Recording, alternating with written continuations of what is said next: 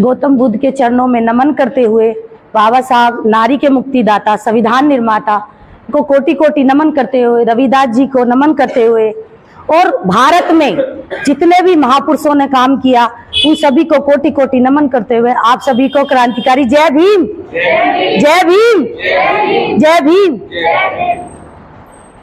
तो मैं अपनी माता फूलन देवी जी के बारे में बताना चाहूंगी।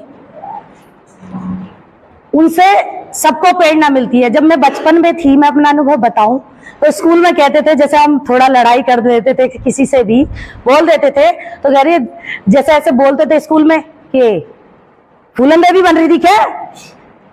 तो मुझे समझ में नहीं आता था कि फूलन देवी है कौन।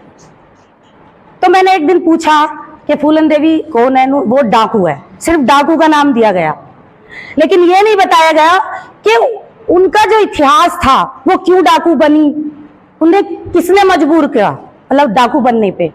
तो वो मुझे आज वो पता चल रहा है, और वो सब मुझे जो पता चल रहा है, जो मैं ज्ञान ले रही हूँ, जो मैं अपने में जागरूक हो पा रही हूँ, वो सर जो रमेश गौतम सर हैं उन्हीं की वजह से। वरना मैं तो अपने घर में चूल्हा चौका कर ही रही थी, मुझे कुछ नहीं आता था।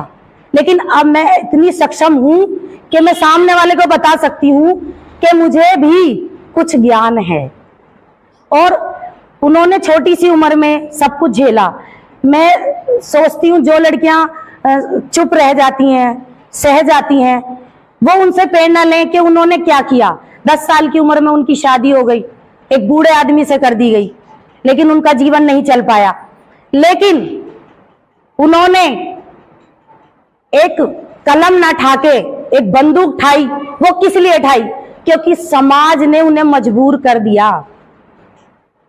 और वो किसी भी समाज से अगर थी तो वो भी तो इंसान थी जो उनके साथ ऐसा किया गया। लोग कह देते हैं कि वो डाकू हैं। वो डाकू क्यों बनी? क्योंकि उनके साथ इतने अत्याचार हुए कि वो डाकू बनने पर मजबूर हो गई।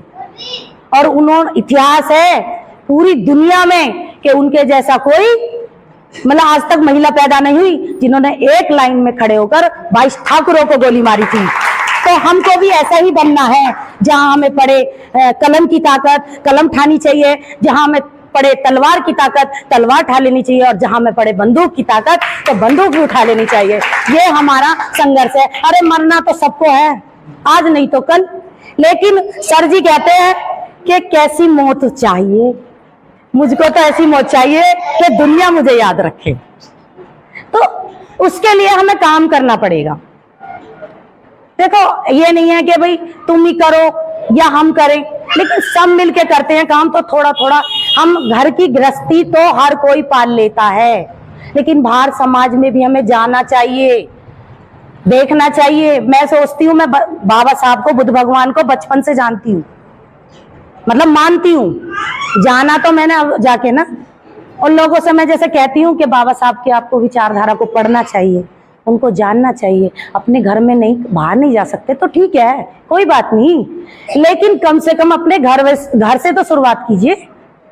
वो घर से भी नहीं करना चाहती, क्योंकि जिस घर में बाबा साहब की विचारधारा चल गई उसमें एक विचारधारा अलग ही रूप ले लेगी। इसीलिए डरते हैं सब लोग कि विचारधारा बाबा साहब की नहीं चलाना चाहते, क्योंकि वो सब कुछ छुटवा देगी जो हम आखंड और पाखंड करते हैं। इसीलिए मैंने भी जाना, बाबा साहब को बचपन से मानती थी, लेकिन मेरे घर भी पूजा वूजा नहीं होती थी।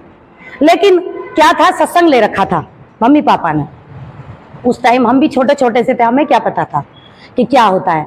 लेकिन अब मैं इतनी पक्की हूं कि कोई मुझे आके कह दे कि ये कर ले, मैं नहीं करूंगी भाई, क्योंकि मुझे उस चीज का ज्ञान हो गया। जब मैं अंधविश्वास में थी, अब मुझे उन चीजों पे विश्वास ही नहीं है, तो मैं अंधी क्यों बनूं? तो इसीलिए आपको भी जागरूक होना चाहिए, जैसे मैं जागरूक हुई। और मेरा तो मिशन यही है, और मेरा जो कर्तव्य है वह थोड़ा सा भी अगर कर्तव्य निभा पाई तो अपने जैसी पिंकी तो 2-4 बना ही दूंगी। यही मेरा सभी से आग्रह है कि आप भी अपने घर में बाबा साहब की विचारधारा। अरे बाबा साहब तो हमारे अपने हैं, हम दूसरों को गाली देते हैं कि वो नहीं मानते भाई, वो नहीं मानते। आप कितना मान रहे हो भाई? आप भी तो झांक लो अपने गिरवान में। वो कहते हो कि वो है ऐसा, वो ऐसा। हमें दूसरे पे उंगली नहीं ठानी है, हमें अपने में बदलाव लाना है, अपने आप को सुधारना है, अपने बाबा साहब को मानना है, उनकी विचारधारा जाननी है। और उन्होंने इतना संघर्ष करा, आपकी पूरी लाइफ निकल जाएगी कि आप उनका संघर्ष कभी खत्म नहीं हो सकता, इतना उन्होंने संघर्ष किया। इससे ज्यादा मुझे बोलना नहीं आता। जय